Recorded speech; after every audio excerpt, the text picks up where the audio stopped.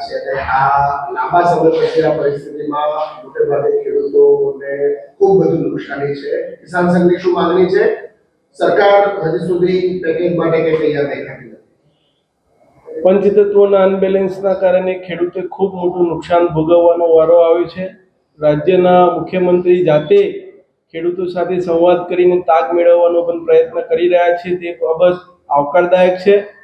પરંતુ આપ મિત્રોને જણાવવા, ગુજરાતના જનજનને પણ આ વિષય મૂકવા માટે અત્યારે હું મૂકી રહ્યો છું કે 2016 થી 2019-20 સુધી ગુજરાત સરકાર અને ભારત સરકારનું સરેરાશ વાર્ષિક 3000 કરોડ રૂપિયાનું પ્રીમિયમ વડાપ્રધાન ફસલ વીમા યોજના અંતર્ગત ગુજરાત સરકાર અને કેન્દ્ર સરકાર ચૂકવતી હતી.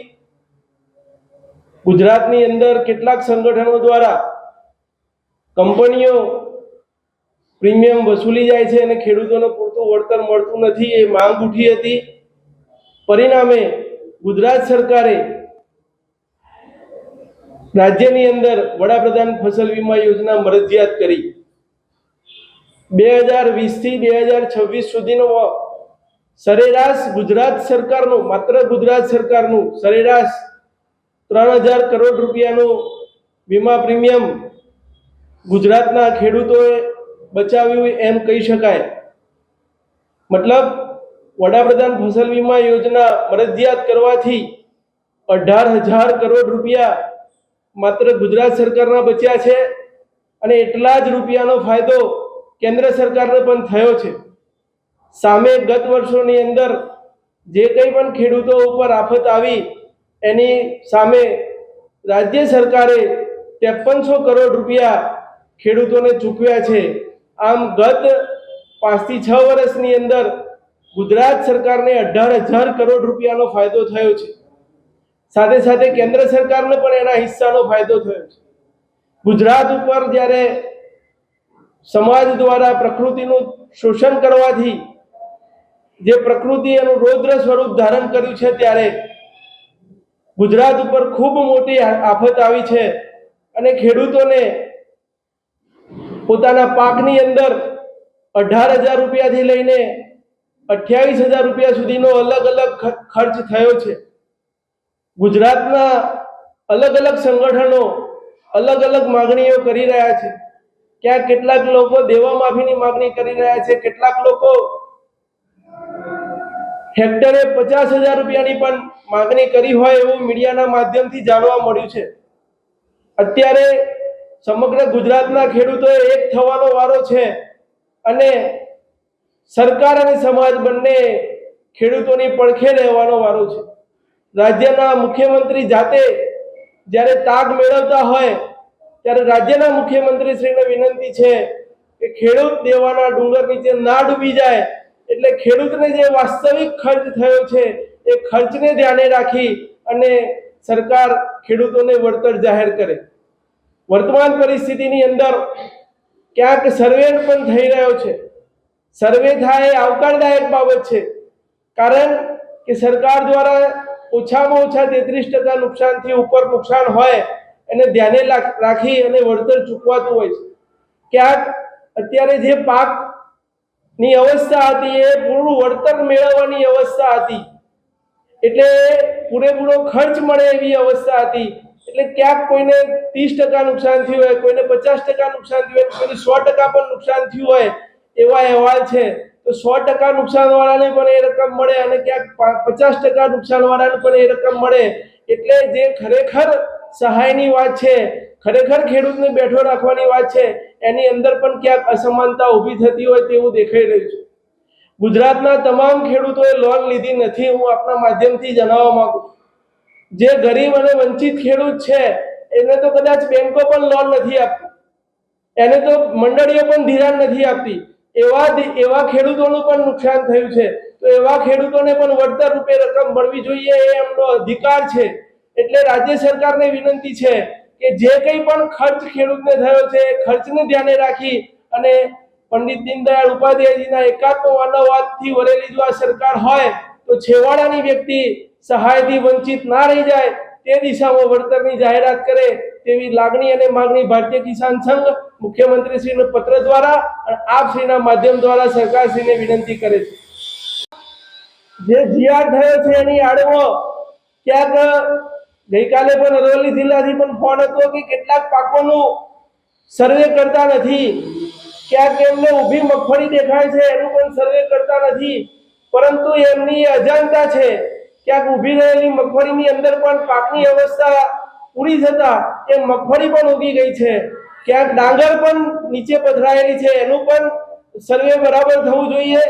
સાથે સાથે સોયાબીનનો પાક ઊભો હતો હોય છે તો એને પણ વળતરથી એને પણ સર્વેમાંથી બાકાત રાખવાના કેટલાક અહેવાલો રાજ્યના અલગ અલગ કાર્યકર્તાઓના માધ્યમથી અમારા સુધી પહોંચ્યા છે. અમે પણ ત્યાં સ્થાનિક જિલ્લા અધિકારીશ્રીઓને વિનંતી કરી છે કે રાજ્ય સરકારે તમામ પાકોનું સર્વે કરવાનો આદેશ આપ્યો છે, એટલે કોઈ પણ અધિકારી આ બાબતથી જો કોઈ આનાકાની કરશે તો ભવિષ્યમાં એ અધિકારી સામે પણ ભારતીય કિસાન સંઘે પગલાં લેવા પડશે અને એના અધિકારી વિરુદ્ધ પણ રાજ્ય સરકારને જાણ કરવી પડશે કે આપણા આદેશનું ઉલ્લંઘન કરી રહ્યા છે.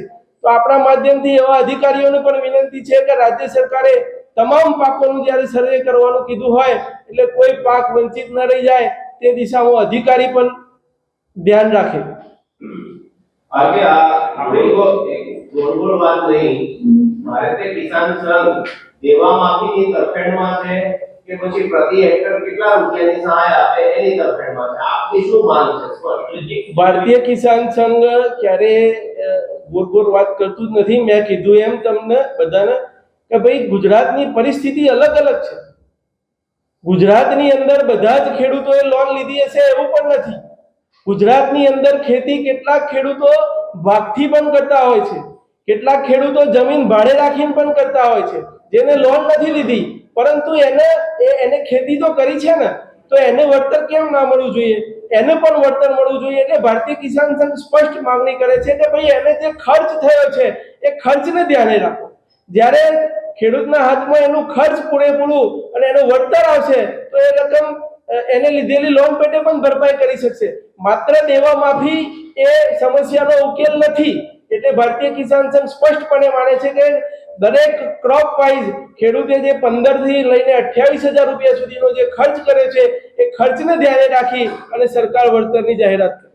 આપણે એવું કહીએ કે પ્રતિ વીઘે 15 થી 28,000 સુધીની વળતરની માંગ છે. હા, હવે ટોટલ કેટલું નુકસાન થયું છે એવું આશરે અંદાજિત આપણે જે આંકડો જે ખેડૂતો તરફથી આપણે મેં કીધું એમ હજુ પણ ખેડૂતો દિવસે દિવસે વરસાદની પેટર્ન બદલાય છે. આજથી 5 દિવસ પહેલાનો નુકસાનીનો આંકડો અલગ હતો, ગઈકાલે પણ ખૂબ મોટા પ્રમાણમાં વરસાદ પડે છે એટલે એ આંકડો પણ અલગ હોય, એટલે ચોક્કસ આંકડો તો ના કહી શકાય. પરંતુ સરકાર દ્વારા મેં કીધું એમ, અગાઉ કીધું એમ કે ગત 6 વર્ષની જે બચત થઈ છે ખેડૂતે, રાજ્ય સરકારની પણ બચત થઈ છે. 18,000 કરોડ રૂપિયા જે પ્રીમિયમ ગુજરાત સરકારે ચૂકવવાનું થતું હતું, જે લોન લેતા હતા એ ખેડૂતોનું જ માત્ર, એની અંદર 12,000 કરોડ રૂપિયાની બચત હોય એવું સીધી રીતે દેખાય છે. તો ગુજરાત સરકારને વિનંતી છે કે એ બચત અને એની અંદરનો ઉમેરો કરી અને રાજ્ય સરકારે ગુજરાતના ખેડૂતોની વારે આવવું જોઈએ એવી સ્પષ્ટ લાગણી અને માંગણી ભારતીય કિસાન સંઘની છે. દેવા માફીની તરફેણમાં નથી. મેં કીધું એમ દેવા માફીની તરફેણ એ સમસ્યાનો ઉકેલ નથી. સમસ્યાનો ઉકેલ ખેડૂતના હાથમાં શું આવે છે, છેવાડાનો વ્યક્તિ વળતરથી વંચિત ના રહી જાય એ અગત્યની વાત છે. માત્ર એકલા વળતર ચૂકવવાથી હું વારંવાર કહું છું કે જો આપણે સાચો આંકડો ગુજરાત સરકાર અલગ અલગ બેંકોના માધ્યમથી અને અલગ અલગ મંડળીઓના માધ્યમથી આવે તો ગુજરાતની અંદર 56 લાખ ખેડૂતો છે, તો એ 56 લાખનો આંકડો આપણે પાર નહીં કરી શકીએ. એટલે વાસ્તવિક પરિસ્થિતિને ધ્યાને રાખી અને ખેડૂતોને હાથમાં જાય, છેવાડાની વ્યક્તિ આ અત્યારે જે નુકસાન છે એ ખેડૂતને બેઠો કરવા વાળું નુકસાન છે, એનું મદદરૂપ થવાનું નુકસાન છે, એ દેવાના ડુંગરમાં ના ડૂબી જાય એના માટેનું વળતર ચૂકવવાનું છે. એટલે એક પણ ખેડૂત બાકી ના રહી જાય તે દિશામાં સરકારોએ વિચાર કરવો છે. એટલે 18,000 કરોડ રૂપિયાનું પેકેજ તમે માની લો કે એટલું પેકેજ 15,000 કરોડ રૂપિયા એ માની છે. માગણી ભારતીય કિસાન સંઘે તમારા બધાના માધ્યમથી વારંવાર કીધું છે કે એક ખેડૂત દીઠ હજારોના પેકેટમાં અમાર નથી પડવું. ખેડૂતના ભાગે શું આવે છે એ અગત્યની વાત છે. કે ભાઈ એક ખેડૂત જેને વાસ્તવિક ખર્ચ કર્યો છે અને જેના આ નુકસાન પેટે જે માર્કેટમાંથી અથવા ટેકાના ભાવે મગફળી વેચી અને જે વળતર આવવાનું હતું એ વળતર આવે એ દિશા તરફ સરકારોએ વિચાર કરવો જોઈએ. ઓકે.